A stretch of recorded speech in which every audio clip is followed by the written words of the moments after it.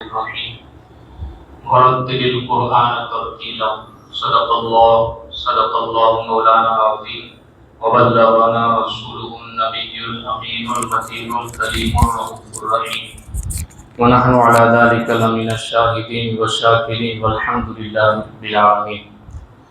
آئیے آغاز گفتگو سے قبل نہایت ہی ادب و احترام کے ساتھ ہمارے اور آپ کے آقا و مولا ساری کائنات کے مرکز عقیدت حضور احمد مجتبی محمد مصطفیٰ صلی اللہ تعالیٰ علیہ وآلہ وسلم کی بارگاہ مقدسہ میں اس طریقے سے میں پڑھا ہوں آپ پڑھنے کی کوشش کریں۔ الصلاۃ والسلام علیک یا رسول اللہ، الصلاۃ والسلام علیک یا حبیب اللہ، الصلاۃ والسلام علیک یا نور اللہ صلی اللہ تعالیٰ علیہ وسلم۔ اللہ رب العزت نے کسی بھی چیز کو برابر نہیں رکھا ہے، بلکہ ہر چیز کے اندر درجات رکھے ہوئے، اکول کسی چیز کو نہیں رکھا۔ مثال کے طور پہ اللہ رب العزت نے قرآن مقدس کے اندر ارشاد فرمایا تِلْكَ الرُّسُلُ فَضَّلْنَا بَعْضَهُمْ عَلَىٰ بَعْضٍ، یہ وہ رسول ہے جن میں ہم نے بعض کو بعض پر فضیلت بخشی۔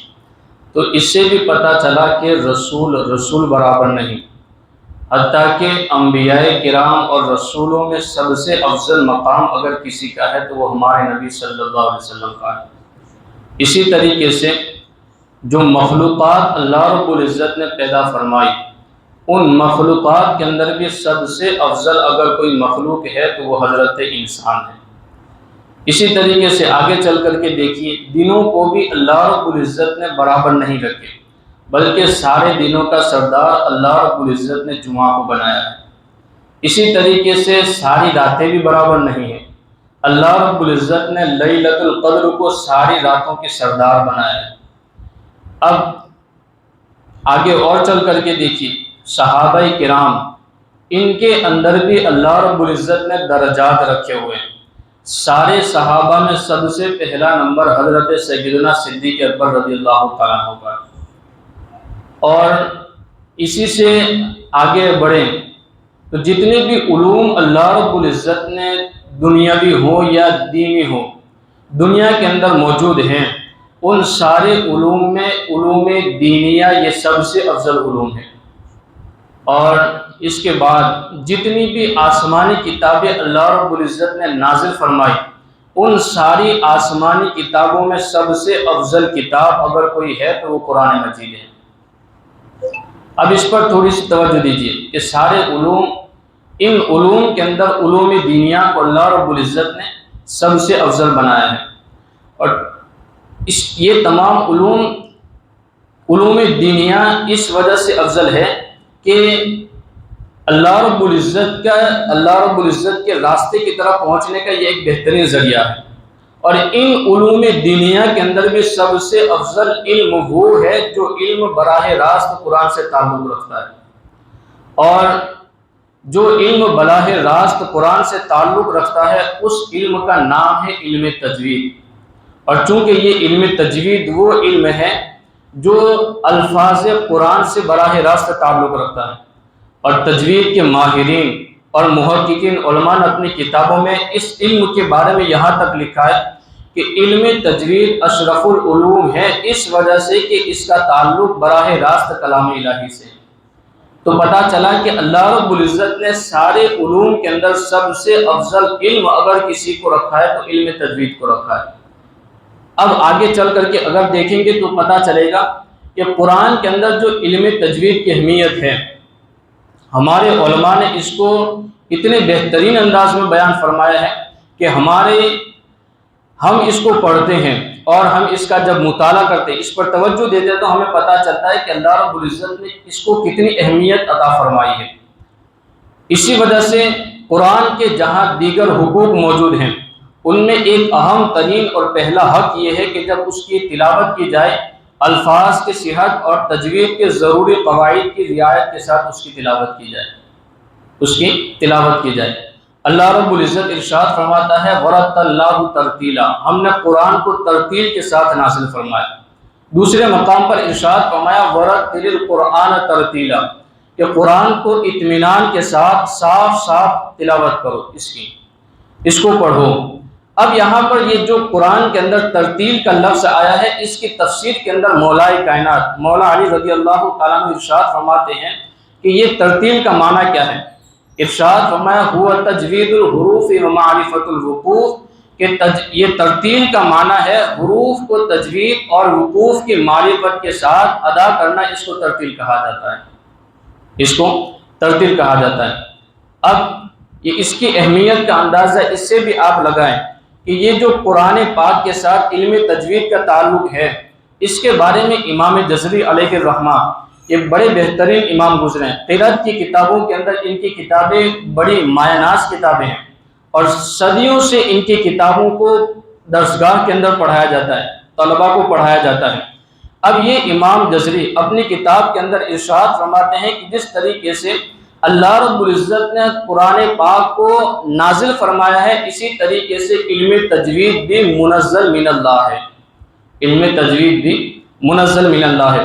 ارشاد فرمایا لِأَنَّهُ بِهِ الْإِلَهُ أَنزَلَ وَهَكَذَا مِنْهُ إِلَيْنَا وَصَلَ، یہ علم تجوید اس وجہ سے ضروری ہے کہ اسی طریقے سے اللہ رب العزت نے اس کو نازل بھی فرمایا ہے، اور اسی طریقے سے یہ علم تجوید ہم تک پہنچا ہوا ہے۔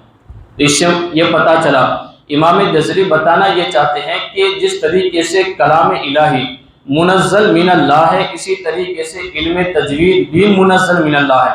اگر کوئی شخص علم تجوید کی رعایت رکھے بغیر قرآن کو پڑھے گا، اس کو ثواب نہیں ملنے والا ہے۔ اگر علم تجوید کی رعایت کے ساتھ قرآن کی تلاوت ہوگی تو اللہ رب العزت بہترین طریقے پر ثواب عطا فرمائے گا۔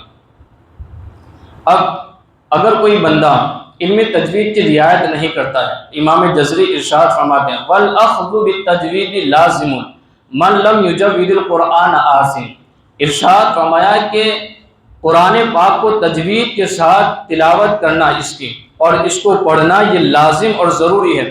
من لم یجود القرآن آسم، کہ اگر کوئی بندہ قرآن پاک کو تجوید کے ساتھ نہیں پڑھتا ہے تو یہ ایسا بندہ گنہگار ہے۔ اب آپ دیکھیں تو صحیح کہ اللہ رب العزت نے اس کا اہتمام کتنے بہترین انداز میں فرمایا۔ اسی طریقے سے حضرت انس ابن مالک رضی اللہ تعالیٰ عنہ یہ ارشاد فرماتے ہیں رب تال للقرآن والقرآن یلعنہ، کہ کتنے قرآن کی تلاوت کرنے والے ایسے ہیں جب وہ قرآن کی تلاوت کرتے ہیں تو قرآن ان پر لعنت بھیجتا ہے۔ اللہ اکبر، یہ کیوں قرآن لعنت بھیجتا ہے؟ علماء ارشاد فرماتے ہیں اس کی 3 وجوہ ہیں۔ سب سے پہلے نمبر پر اس وجہ سے قرآن اس پر لعنت بھیجتا ہے کہ یہ جو قرآن کی تلاوت کر رہا ہے وہ حروف کو صحیح نہیں ادا کر رہا، حروف کو غلط پڑھ رہا ہے۔ اور دوسری وجہ یہ ہے کہ وہ قرآن پر عمل نہیں کرتا ہے، اور تیسری وجہ یہ ہے کہ قرآن کے معنی اور تفسیر کے اندر رد و بدل کرتے ہوئے قرآن کی تلاوت کرتا ہے، اس وجہ سے اسے ثواب تو ملتا ہی نہیں ہے۔ جب وہ قرآن کی تلاوت کرتا ہے تو قرآن ایسے بندے پر لعنت بھیجتا ہے۔ تو پتہ چلا کہ اگر ہم تجوید کی رعایت نہ کرتے ہوئے، نہ رکھتے ہوئے قرآن کی تلاوت کریں گے تو اللہ رب العزت کی طرف سے ثواب نہیں ملنے والا ہے، بلکہ قرآن ہم پر لعنت بھیجنے والا ہے۔ اب علامہ صدر الشریعہ علیہ الرحمہ تجوید کے بارے میں ارشاد فرماتے ہیں کہ ہمیں تجوید کی کتنی رعایت رکھنی چاہیے، ہمارے لیے تجوید پر عمل کرنا کتنا ضروری ہے۔ ارشاد فرمایا کہ فرضوں میں ٹھہر ٹھہر کر قرأت کی جائے، تراویح میں متوسط انداز پر، اور رات کے نوافل میں جلد پڑھنے کی اجازت ہے، اور جلد پڑھنے کا معنی بھی بیان فرمایا۔ ارشاد فرمایا کہ ایسا پڑھے کہ لوگوں کو سمجھ میں آ جائے یا خود کو سمجھ میں آ جائے، یعنی کم سے کم مد کا جو درجہ قرائے کرام نے رکھا ہے اس کو ادا کرے، ورنہ حرام ہے۔ اللہ اکبر، یہ بہت بڑی غلطی ہمارے درمیان موجود ہے کہ حروف تو کجا، یہ حرکت تو کجا، ہم کتنے ایسے ہم میں سے ہیں جو لاپرواہی برتتے ہیں کہ مد بھی اچھی طریقے سے ادا نہیں کر پاتے۔ حضرت عبداللہ ابن مسعود رضی اللہ تعالیٰ عنہ ایک مرتبہ ایک شخص کو قرآن پڑھا رہے تھے، تو قرآن پڑھاتے پڑھاتے اس کو ایک آیت کریمہ پڑھوائی۔ وہ آیت کریمہ ہے انما الصدقات للفقراء، تو یہاں پر للفقراء کے اوپر مد ہے، تو قرآن جس کو پڑھایا جا رہا تھا وہ پڑھنے والے نے للفقراء کے اوپر مد نہیں کیا، تو حضرت عبداللہ ابن مسعود نے ارشاد فرمایا کہ یہاں پر مد کرو اس وجہ سے کہ جیسا تم پڑھ رہے ہو ایسا حضور نے ہمیں نہیں پڑھایا ہے، ایسا حضور نے ہمیں نہیں پڑھایا ہے۔ اگر تم اسی طریقے سے بغیر مد کے پڑھتے رہے تو خلاف سنت پڑھو گے۔ لہٰذا حضرت عبداللہ ابن مسعود نے پھر سے تلاوت فرمائی اور ارشاد فرمایا اس طریقے سے پڑھو گے تو سنت کے مطابق تمہاری قرأت ہوگی، سنت کے مطابق تمہاری قرأت ہوگی۔ اب یہاں پر غور کرنے کا مقام ہے کہ کوئی حرف نہیں بدلا یا کوئی حرکت نہیں بدلی، صرف مد چھوٹ گیا، تو مد کے چھوٹنے کی وجہ سے حضرت عبداللہ ابن مسعود نے اپنے شاگرد کو ٹوکا اور ارشاد فرمایا کہ تم سے مد چھوٹ گیا ہے اور یہ مد کا چھوٹنا یہ سنت کے خلاف ہے، اگر تم نے اس سنت کو چھوڑ دیا تو تمہاری قرآن کی تلاوت مکمل نہیں ہو سکتی۔ ہم اجمی ہیں اور اردو زبان بولنے والے ہیں، اردو کے اندر کتنے الفاظ ایسے ہیں جن کو غلطیوں کے اندر شمار نہیں کیا جاتا ہے۔ مثال کے طور پہ میں آپ کو بتاؤں، جب ہم کوئی لفظ بولنا چاہتے ہیں مثال کے طور پہ ظاہر، تو اصل میں وہ ذا کے ساتھ ہے، ظاہر، اس کو ظاہر پڑھتے ہیں۔ اسی طریقے سے فضل، یہ جو ضاد کے ساتھ ہے اس کو ہم فضل پڑھتے ہیں، اردو کی بات کر رہا ہوں۔ اسی طریقے سے سورت، یہ صاد کے ساتھ ہے لیکن ہم اس کو سورت سین کے ساتھ اردو میں پڑھتے ہیں۔ اسی طریقے سے مثال، یہ اردو میں اس کو ہم مثال پڑھتے ہیں۔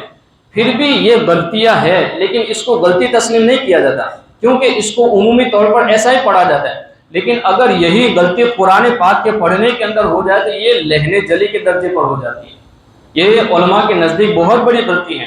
اس وجہ سے اگر کوئی بندہ اس طریقے سے ضا کو زا یا غا کو زا پڑھتا ہے یا پھر طا کو تا پڑھتا ہے یا پھر سا کو سا پڑھتا ہے تو اس طریقے سے لہن جلی کے درجے پر فائز ہو جاتا ہے، اب وہ بندہ گنہگار ہوگا۔ لہٰذا ضروری کیا ہے کہ اگر ہم قرآن کی تلاوت کر رہے ہیں تو تجوید کی رعایت ضرور رکھنی چاہیے۔ اب تجوید کی رعایت رکھنا ہے، اور اگر نہیں رکھیں گے تو ایک اور واقعہ میں آپ کو بتاؤں۔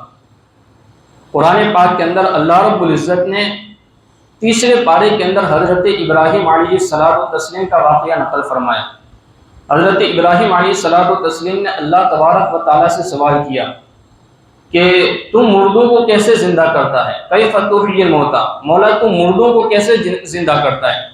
تو اللہ رب العزت نے ارشاد فرمایا اولم تؤمن، اے ابراہیم کیا تجھے مجھ پر ایمان نہیں ہے؟ اللہ اکبر۔